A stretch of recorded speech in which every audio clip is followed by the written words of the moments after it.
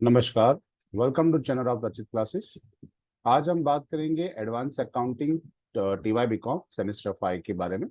जिसमें से 2022 का जो पेपर है आज हम उसका सॉल्यूशन करने वाले हैं। यहाँ पे थोड़े क्वेश्चंस जो है हाफ पेपर हम ये वीडियो में सॉल्व करेंगे।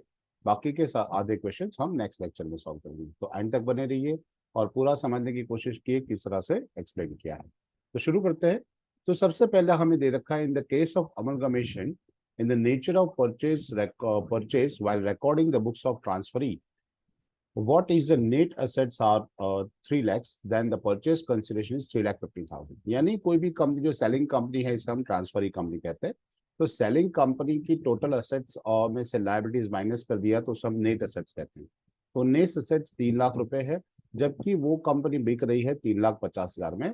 तो डिफरेंस विल बी, तो एडिशनल डिफरेंस अमाउंट होगा वो क्या होगा। तो हम यहाँ पे नीचे कैलकुलेशन कर देंगे। परचेस कंसिडरेशन 3,50,000 है, उसमें से लेस असेट्स ने ट्रांसफर जो है 3 लाख थी। एडिशनल 50,000 जो रुपीज है वो एडिशनल 50,000 रुपीज पे किया गया। तो एडिशनल 50,000 जो कोई भी बंदा आपकी असेट से ज्यादा पेमेंट करता है तो समझ लो वो आपका गुडविल का पे कर रहा है। तो गुडविल तो हमें पता हो कि ऑलवेज डेबिट होता है। तो यहाँ पे ₹50,000 is debited as goodwill account. तो answer is A, that is ₹50,000 debited to goodwill account. अगर कम पैसा पे कर रहा होता तो उसे हम कैपिटल रिजर्व में डाल देते, लेकिन यहाँ पे तो ज्यादा पैसा पेमेंट हो रहा है तो हम उसको गुडविल डालेंगे। चलो सेकंड क्वेश्चन देख लेते हैं। सेकंड क्वेश्चन हमारे पास है that's a company issued the 40,000 equity share of 10 each fully paid up. It decide to convert the capital into 4,000 equity share of 100 each। यानी यहाँ पे इन द केस ऑफ क्या हो, ये क्वेश्चन जो है वो एक्सटर्नल रिकंस्ट्रक्शन का है। 10 रुपए का शेयर था, उसे हम 100 रुपीज का शेयर कर रहे हैं। इसका मतलब इसका डोमिनेशन हमने चेंज किया है। सो लोअर डोमिनेशन 10 रुपीज का है, उसमें से हायर डोमिनेशन 100 रुपीज में जाता है, तो उसे कहते हैं कॉन्सोलिडेशन ऑफ शेयर। ओके, जब ये कॉन्सोलिडेशन कहला जाता है। लेकिन अगर उल्टा होता कि हायर डोमिनेशन से लोअर डोमिनेशन में जाता जाता दैट इज 100 रुपीज का शेयर 10 रुपीज हो जाता, तो उसे हम कहते हैं सब डिविजन, जो कि यहाँ पे ऑप्शन ए में दे रखा है, सब डिविजन ऑफ शेयर। यहाँ पे हमारा कॉन्सोलिडेशन होगा। सो हमारा आंसर आएगा consolidation of share capital. Answer is B. Okay, entry किस तरह से होती, तो एंट्री कुछ इस तरह से होती। Equity share capital 40,000 share of 10 each account debit to equity share capital 4,000 share of 100 each account. और बैकेट में मैंने बीइंग इसमें लिखना कंपलसरी है। तो being 40,000 equity share of 10 each consolidated into 4,000 equity share of 100 each। यहाँ पे आपका एट द रेट ऑफ 100 हो जाएगा, at the rate of 100 each। Okay, तो answer is B, that is consolidation of share. Third जो है हम पूरा एक्सप्लेनेशन के साथ आपको यहाँ पे प्रेजेंट करते हैं, तो पूरा देखते रहिएगा तो किस तरह से यहाँ पे होता है। थर्ड क्वेश्चन जो है, so H limited has acquired 80% share of S limited. Holding company ने सब्सिडरी कंपनी के 80% शेयर्स ले रखे हैं और एट द प्राइस ऑफ 1,50,000, यानी इन्वेस्टमेंट 1,50,000 रुपए का है। The share capital of S limited was ₹1,00,000, जबकि एस लिमिटेड की टोटल कैपिटल 1,00,000 रुपए थी। इट्स एन एक्यूमुलेटेड प्रॉफिट, पिछले सालों का प्रॉफिट उसका 60,000। What would be the amount of minority interest in the consolidated balance sheet. Balance sheet के अंदर कंसोलिडेटेड बैलेंस शीट में कौन सा अमाउंट माइनॉरिटी इंटरेस्ट होगा। तो सबसे पहले हमें शेयर ऑफ होल्डिंग देखना चाहिए। तो शेयर ऑफ होल्डिंग कैलकुलेशन करने के लिए पहले एस लिमिटेड की टोटल कैपिटल लिखी जाती है कि 1,00,000 शेयर था एस लिमिटेड का, और एच ने जो एक्वायर्ड किया वो 80,000 शेयर, यानी टोटल 1,00,000 शेयर में से आपने 80,000 शेयर एक्वायर किए हैं। ओके, तो 80% यहाँ पे मेंशन किया था, 80% शेयर्स एक्वायर्ड। तो 80% यानी 80,000 होते हैं, तो 80%। और बाकी का जो 20% है वो अदर्स के पास है, जिसे हम माइनॉरिटी कहते हैं। तो this part acquired by the others it's called minority, 20,000 shares. Okay, जो पिछले साल का एक्यूमुलेटेड प्रॉफिट होता है उसके अंदर भी माइनॉरिटी का हिस्सा रहता है, जितने परसेंटेज है वो। तो हमारा परसेंटेज यहाँ पे कितना निकला है, 20% माइनॉरिटी निकला है। तो माइनॉरिटी इंटरेस्ट में क्या करेंगे, other shares in S limited 20,000, उसके अंदर उसका एक्यूमुलेटेड प्रॉफिट हमने 12,000 लिखा है। कहाँ से आया भाई 12,000, तो टोटल 60,000 रुपए एक एक्यूमुलेटेड प्रॉफिट था, उसका 20% निकाला तो 12,000 होता है। तो 20,000 के अंदर आपने 12,000 ऐड कर दिया, तो माइनॉरिटी इंटरेस्ट जो आपके पास आएगा वो 32,000 आएगा। सो ये 32,000 इज योर आंसर। तो आंसर में आपका आएगा question answer A 32,000 minority interest. Okay, चलो नेक्स्ट क्वेश्चन देखते हैं, question number 4। The share capital of AS Limited comprised the 4 lakh equity share of 10 each, fully paid up on 30th September 2022. AS Limited acquired 2,80,000 equity share of AS Limited at the premium of 2 per share at the cost of investment of the holding percentage in the AS Limited respectively. यानी आपको ये ढूंढना है कि कितने percentage share लिए है, okay, और कितनी प्राइस में लिए है। तो यहाँ पे number of share S limited के थे 4 लाख शेयर, क्योंकि यहाँ पे मेंशन किया था कि कंपनी का 4 लाख शेयर है ऑलरेडी, और एच लिमिटेड ने 2,80,000 यानी 2,80,000 शेयर एक्वायर किए थे। तो हमें कैलकुलेशन करना पड़ेगा कि 2,80,000 डिवाइडेड बाई 4,200, तो हमें पता चलेगा कि 70% शेयर हमने एक्वायर किए। ओके, तो हमने लिया था H share of holdings 2,80,000 share at the price of 12 rupees, क्योंकि 2 रुपए प्रीमियम से लिया था हमने, तो 10 रुपए का शेयर हमने 12 रुपए से लिया है। तो 2,80,000 को हम 12 से मल्टीप्लाई कर लेंगे, तो हमारा यहाँ पे हो जाएगा 33,60,000। ओके, थोड़ा कैलकुलेटिव मिस्टेक था। तो यहाँ 33,60,000 हमारा आएगा, और 70% ऑफ होल्डिंग आएगा। ओके, तो हमने 70% शेयर एक्वायर्ड किए, हमने परचेज किए हैं, और जबकि और 33,60,000 में इन्वेस्ट किया, खरीदा हुआ है। So answer is A 33,60,000, 70%। Okay, next question देखते हैं। जो नेक्स्ट क्वेश्चन हमारे पास है वो है 5th क्वेश्चन। क्वेश्चन क्या है? State whether the following statement are true और फॉल्स। तो पहला लिखा है company can not convert its fully paid equity share into stock through the empowered by the article of association. Article of association के हिसाब से कोई भी कंपनी अपने फुल्ली पेड शेयर को स्टॉक में कन्वर्ट नहीं कर सकती। ओके, ये कैन नॉट है, ये गलत है। यहाँ पे आंसर हमने लिखा है that it's a false. The company can convert its fully paid equity share into stock through article of association, that is AOA. यदि पहला वाला तो गलत था। चलो दूसरा वाला देखते हैं। The capital reduction account denote the credit the sacrifice made by the different parties, that is equity shareholder, preference shareholder, debenture holder, creditor, etc. ये सारी लायबिलिटीज है कंपनी की, ये सारी लायबिलिटीज है। ये सारे लायबिलिटीज जो है, अगर आपको सारे लायबिलिटी होल्डर्स अपना सेक्रीफाइस करेंगे तभी कंपनी को प्रॉफिट होगा। तो कैपिटल रिडक्शन अकाउंट ऐसे केसेस में ही क्रेडिट होता है। ओके, तो यहाँ पे लिखा था capital reduction denotes are to the credit और द सेक्रीफाइस मेड। सही बात है ये, that is true. So if the liability and the capital holder ready to forgo the rights, that only the capital reduction account is credited, बाकी कभी होता नहीं है। ओके, तो ऐसे केसेस के अंदर ये भी सेकेंड आंसर हमारा करेक्ट है। थर्ड बात करते हैं, reduction of share capital is can be done without the copy of the special resolution और सैंक्शन बाय कोर्ट। ये गलत चीज है। आप जब तक स्पेशल रिजोल्यूशन पास नहीं करोगे बोर्ड ऑफ डायरेक्टर में से, या फिर कोर्ट से आप परमिशन नहीं लोगे, तब तक आप कैपिटल रिडक्शन नहीं कर सकते। ओके, इसका मतलब होता है ये आप अगर एक्सटर्नल रिकंस्ट्रक्शन करवाना चाहते हो तो आपको कोर्ट की परमिशन भी चाहिए, और बोर्ड होल्डर्स की आपको यहाँ पे मीटिंग में आपका रिजोल्यूशन भी पास होना चाहिए। सो इट्स गलत है कि ये दोनों जरूरी है। सो आंसर इज बी कि फर्स्ट स्टेटमेंट जो है वो गलत है, दूसरा वाला सही है, और तीसरा वाला गलत है। So answer is B, that is false, true and false. Okay, next question की ओर जाते हैं। तो क्वेश्चन हमारे पास कुछ इस तरह का है। N company has been absorbed by M company based on the intrinsic value of his shares. तो यहाँ पे इंट्रेंसिक वैल्यू मेथड से M कंपनी ने क्या किया है, खरीद लिया है N कंपनी को। सो M company is a transferor company and N company is transferring company. So net assets of the M and R as 20 lakhs and 18 lakhs respectively.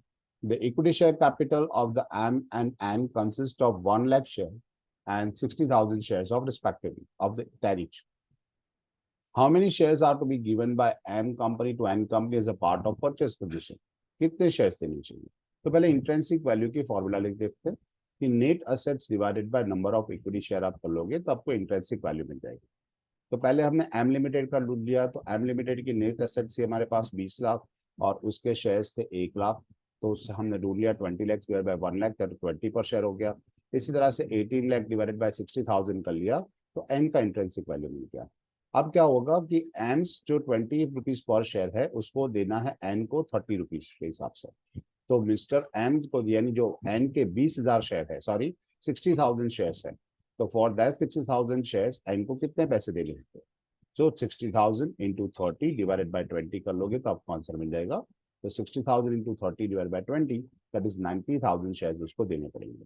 Okay, so answer is your A answer 90,000 shares. आपको यहाँ पे answer आपका आएगा। सो answer is A 90,000 shares. बहुत ही easy question है, आप उसको सही से समझ लो तो आपको समझ आ जाएगा किस तरह से सॉल्व करना है। अच्छा, एक और क्वेश्चन लेते हैं कि debtors and the creditors of the debtors account are 50,000 and 32,000 and holding and subsidiary company respectively, and creditors are to be 42,000 and 53,000 of the holding company and subsidiary company respectively। यानी दोनों का holding and subsidiary का debtors भी दे रखा है, subsidiary का और creditors भी दे रखा है। तो आपने नीचे आंसर में देखो, यहाँ पे 50,000 33,000 आपका होल्डिंग के डेटर्स लिख लिए एंड सब्सिडरी के डेटर्स कंसोलिडेटेड बैलेंस शीट में दोनों कंबाइंड हो जाते हैं। इसी तरह से हमने क्रेडिटर्स भी लिख लिए 42,000 प्लस 53,000, यानी टोटल अमाउंट हो गया 75,000। अच्छा, अब क्वेश्चन में क्या है? During the year the subsidiary company sold the goods to the worth of 20,000 on credit to the holding company as purchase. Okay, यानी ये हो गया एक कंपनी ने दूसरी कंपनी को गुड सेल किया है। अब जबकि एक कंपनी दूसरी कंपनी को गुड सेल करती है और दोनों कंपनी कंबाइंड हो जाती है, यानी मर्ज होता है, कंसोलिडेटेड बैलेंस शीट बनाती है, तो इंटर कंपनी ट्रांजेक्शन इसमें से निकाल दी जाती है। तो यहाँ एक कंपनी का जो डेटर है दूसरी कंपनी का क्रेडिटर बन जाएगा। तो ऐसे केसेस में 20,000 माइनस कर देंगे, that is less inter company transaction. Sales का जो था 20,000 रुपीज माइनस कर लिया। तो सेल्स का हमने जो इंटर कंपनी ट्रांजेक्शन था माइनस कर लिया यहाँ पे। ओके, इसी तरह से हमें और एक क्वेश्चन में भी बताया, आगे भी बताया गया कि 10,000 रुपीज का हमने परचेज किया था, that is purchase goods worth rupees 10,000 on the credit from the holding company. तो यहाँ पे हम यहाँ पे ये 20,000 भी माइनस कर लेंगे और इंटर कंपनी ट्रांजेक्शन परचेज भी है तो दोनों माइनस हो जाएगा। ओके, ऐसा नहीं होता कि सेल्स प्लस होता है या परचेज माइनस होता है। माल खरीदा है या बेचा है, दोनों केसेस में अंदर अंदर हुआ है, एक कंपनी दूसरी कंपनी के साथ करी जो कि दोनों कंपनी कंबाइंड होती है, मर्ज हो रही है। तो ऐसे केसेस के अंदर आपको क्या करना होगा, दोनों में से आपको दोनों चीज बैलेंस करनी पड़ेगी। एक का क्रेडिटर कम होगा, इसका डेटर कम होगा। ओके, तो परचेस के केसेस के अंदर सब्सिडरी कंपनी का क्रेडिटर कम होगा और सेलिंग कंपनी का डेटर कम होगा। ओके, तो ऐसे केसेस में हम ये 10,000 भी माइनस कर लेंगे।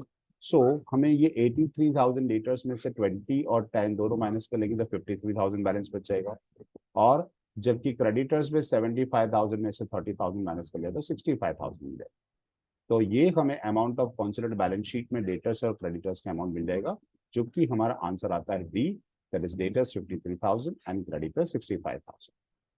नेक्स्ट क्वेश्चन लेते हैं। क्वेश्चन हमारे पास कुछ ऐसा है कि S limited has stocked the goods worth rupees 58,000 supply by its holding company। S limited ने क्या कर दिया कि अपना जो स्टॉक था वो goods of rupees 58,000 supply to the holding company को बेच दिया। Now H limited on its later made the profit on 20% on cost. Cost के ऊपर 20% उसने प्रॉफिट लिया।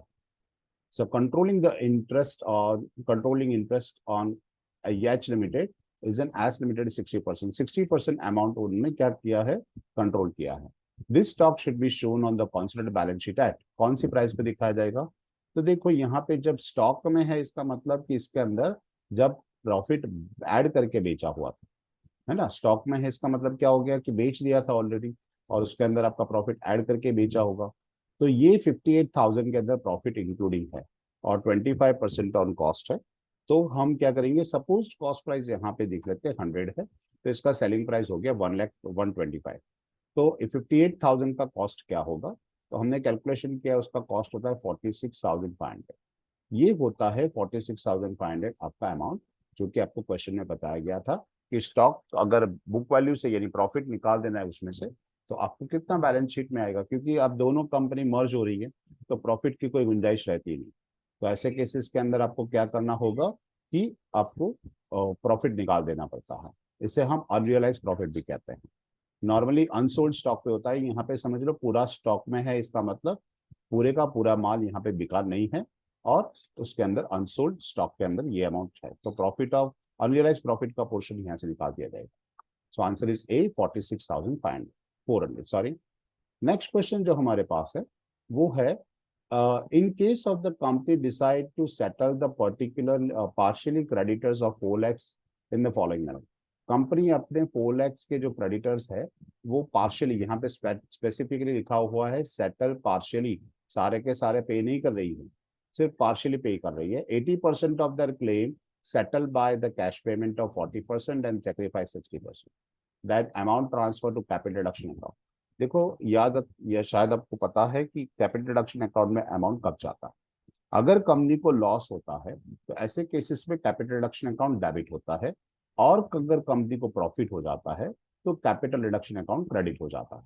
तो यहाँ पे आपके जो शेयर्स सॉरी क्रेडिटर्स से आपको 4 लाख रुपए का आपको किसी को पेमेंट करना था, उसमें से हम 80% क्रेडिटर्स आर पेड, यानी उससे 80% को पे कर, 3,20,000 को हम पे कर दें। एंड बाय पेइंग ओनली 40%, यानी 4,20,000 का 40% होता है 1,28,000। ओके, तो 1,28,000 आप उसको पे कर रहे हो। ओके, और 60% है जो नहीं पे कर रहे हो, वो आपका जाएगा कैपिटल डिडक्शन में।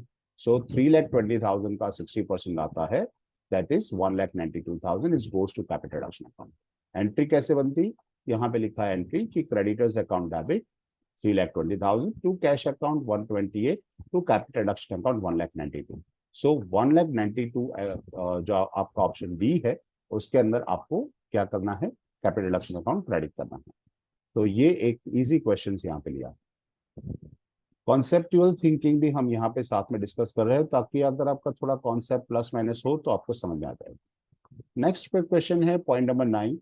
So the areas of preference dividend appearing in by the way of footnote below the company's balance sheet, if the sacrifice either in whole or in a part in the preference shareholder by the preference shareholder under the reconstruction scheme, then यानी अगर company के balance sheet के नीचे आपको footnote के अंदर preference dividend जो है वो दिया गया, अब आप उसको फुल्ली या होली या फिर पार्टली आप उसको क्या करना चाहते हो, सेक्रीफाइस करना चाहते हो, तो क्या अकाउंटिंग इफेक्ट होगी। तो यहाँ पे एक बहुत बढ़िया नोट लिखा हुआ है मैंने, ये देखो आप कि if the preference dividend are shown as footnote, यानी कंपनी की फुटनोट में लिखा हुआ है, यानी बैलेंस शीट के नीचे लिखा हुआ है, that it is not companies actual liability, वो एक्चुअली कंपनी को पे नहीं करना होता, इट्स एन कंटीजेंट लायबिलिटी कहते हैं उसको, टू पे that amount. So when this is sacrifice, अगर उस कंपनी उसको छोड़ देती है जो कि आपकी लायबिलिटी थी नहीं, अगर आप वो पे नहीं कर रहे हो तो कोई अकाउंटिंग एंट्री करने की जरूरत नहीं है। हाँ, अगर ये कंपनी के बैलेंस शीट के अंदर लायबिलिटी साइड्स लिखी होती तो ये आपका क्या हो जाता, आपकी एक्चुअल लायबिलिटी हो जाती। अगर एक्चुअल लायबिलिटी होती तो ऐसे केसेस में आपको फायदा हो जाता कि अब आपको लायबिलिटी नहीं पे करनी है, तब अकाउंटिंग एंट्री होती भी सही और आपको कैपिटल डिडक्शन अकाउंट क्रेडिट करना पड़ता। लेकिन यहाँ पे तो कोई अकाउंटिंग एंट्री बनती ही नहीं, क्योंकि ये फुटनोट था, आपकी लायबिलिटी नहीं थी। So answer is A no accounting entries required. Okay, number 10 एक क्वेश्चन है, देख लेते हैं। So A limited has acquired 75% shares of the B limited. A limited ने 75% शेयर बी लिमिटेड के खरीदे हुए हैं ऑन 1 फरवरी 2022 को। B limited sold the goods costing ₹50,000 to A. B ने क्या किया है, 50,000 रुपए के माल बेचा है ए को, by adding the 10% profit on cost. 50,000 रुपए कॉस्टिंग है, यानी इसके अंदर प्रॉफिट ऐड नहीं है, so we have to add it. देख लेते हैं। 40% of the stock is remain unsold with A limited. अब देखो कि ए लिमिटेड ने 75% शेयर बी लिमिटेड के खरीद लिए हैं, यानी बी लिमिटेड का बी लिमिटेड क्या हो गई, सब्सिडरी कंपनी हो गई, और ए लिमिटेड होल्डिंग कंपनी हो गई।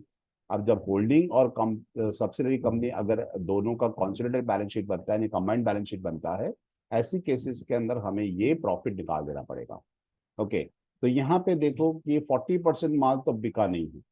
On 31 March calculate the amount of unrealise profit, जो प्रॉफिट आपको नहीं मिला है वो क्या है। सो यहाँ पे B limited sold goods to the A limited, it's called subsidiary company goods to the holding company. अब देखो कि सब्सिडरी कंपनी का 75% शेयर होल्डिंग के पास है, लेकिन बाकी का 25% तो बाजार में किसी और के पास है। ओके, तो हमें वो इसका हमें 75% पोर्शन की ही एंट्री देनी पड़ेगी, पूरा 100% की नहीं दे सकते। ओके, तो यहाँ पे देखो बी लिमिटेड ने अगर 100 रुपीज कॉस्टिंग वाला माल था तो ए लिमिटेड को 110 यानी 10% प्रॉफिट के साथ बेचा होगा, तो 50,000 का माल कितने में बेचा होगा, तो 50,000 का माल हम उसको बेचा होगा 55,000। अच्छा, 50,000 का माल 55 में बेचा, इसका मतलब 5,000 रुपये टोटल प्रॉफिट था। अब ये प्रॉफिट में से 75% किसको मिलेगा, क्योंकि ए के पास शेयर है तो 75% शेयर है, तो 75% शेयर उसके पास आएंगे, बाकी का नहीं जाएगा। उसमें भी अगर अनसोल्ड गुड के ऊपर, यानी पहले 5,000 शेयर का 5,000 रुपये जो प्रॉफिट है उसका 40% निकाला जाएगा, कि 40%, 60% तो माल बेच दिया है हमने, 40% माल नहीं बिका है, तो अनसोल्ड गुड्स के ऊपर ही हमें अनरियलाइज प्रॉफिट काउंट करना होता है। तो 5,000 का 40%, 2,000 का माल नहीं बिका है, और 2,000 का माल नहीं बिका है तो when the subsidiary company sold the goods to holding, then holding share should be the unrealized profit. So the amount of unrealized profit is 2,000 का 70%, 75%, that is 1,500 हमारा होगा। So हमारा आंसर जो ऑप्शन में दे रखा था वो आएगा B, that is 1,500 rupees। Okay, next question लेते हैं। क्वेश्चन हमारे पास है कि A Limited acquired the 20,000 shares of equity shares of 10 each, fully paid up, out of the 30,000 equity share of the B Limited on 31st March 2021। यानी A Limited ने 20,000 share ले लिए, किसके, सब्सिडी होल्डिंग आ रहे hold subsidiary company के 30,000 share थे, तो 30,000 share जो B Limited के थे उसमें से 20,000 शेयर उसने खरीद लिया। कब खरीदा, 31 अगस्त को। On which date the books of the B Limited shows a credit balance of 30,000 and in the profit and loss account 60,000। So in the general reserve account, तो जनरल रिजर्व और क्या कह सकते हैं कि बैंक का, सॉरी, प्रॉफिट एंड लॉस के अंदर 30,000 है, कुल मिला के 90,000 है जो इसके अंदर यहाँ लिखा हुआ है, जिसे हम एक्यूमुलेटेड प्रॉफिट कहते हैं। ओके, सो यहाँ पे मेंशन किया, if the cost acquiring of equity share is 2 lakh, आपने 2 लाख में खरीदा हुआ है, तो किस तरह से कैलकुलेशन होगा, what is the amount of cost of control that is capital reserve will be. तो देखो यहाँ पे शेयर ऑफ होल्डिंग पहले काउंट कर लेते हैं कि हमने 30,000 शेयर में से 20,000 शेयर खरीद लिए हैं, यानी 66.66% हमने शेयर खरीद लिए। अब इसके लिए हमें कॉस्ट ऑफ कंट्रोल काउंट करना होता है।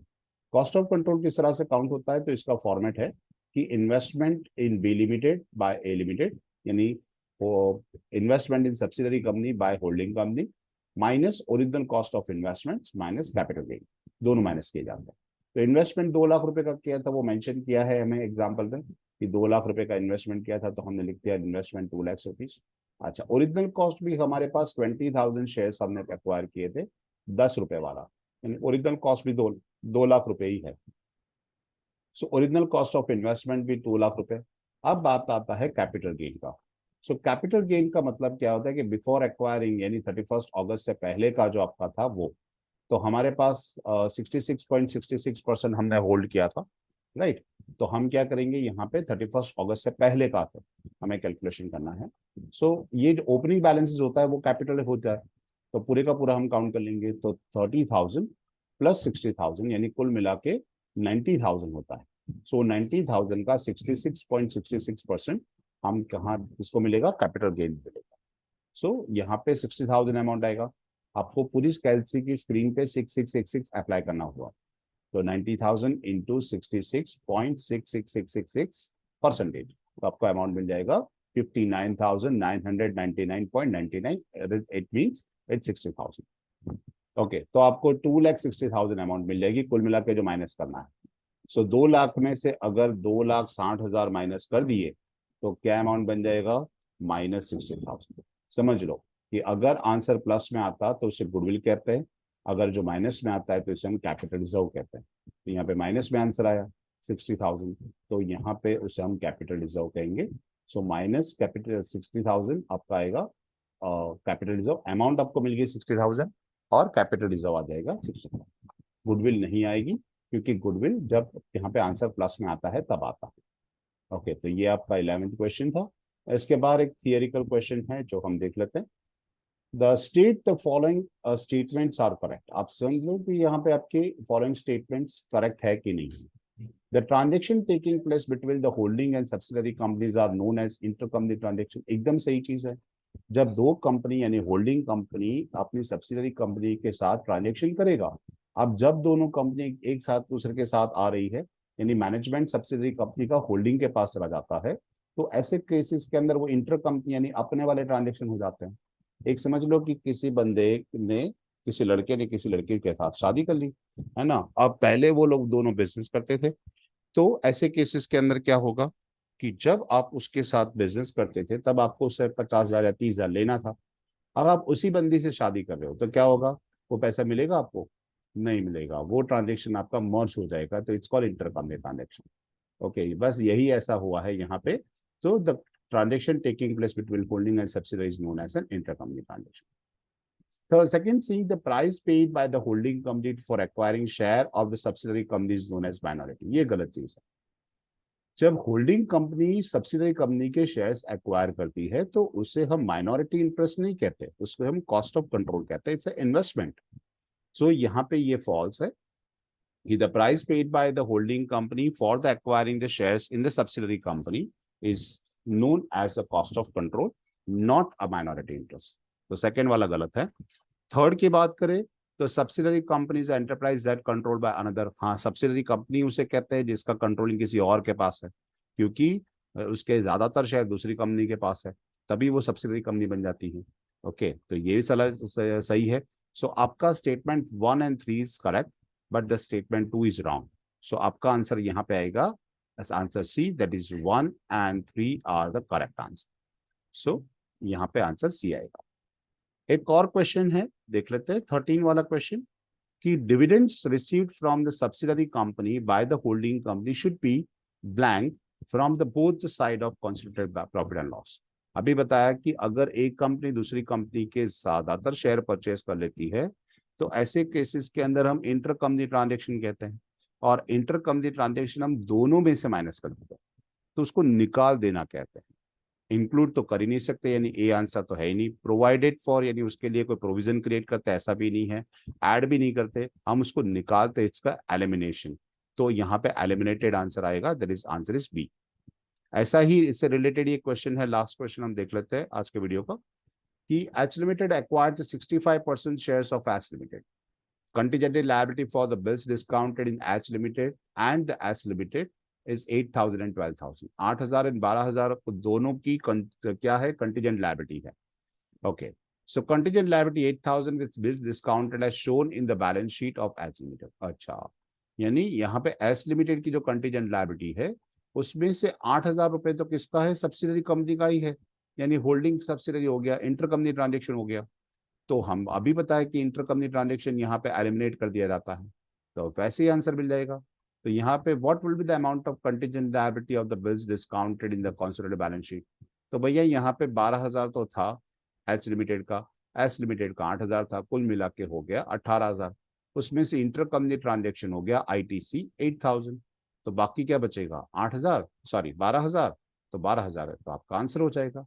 तो यहाँ पे कंटीजेंट लायबिलिटी आपका 12,000 जो है वो आपका आंसर है।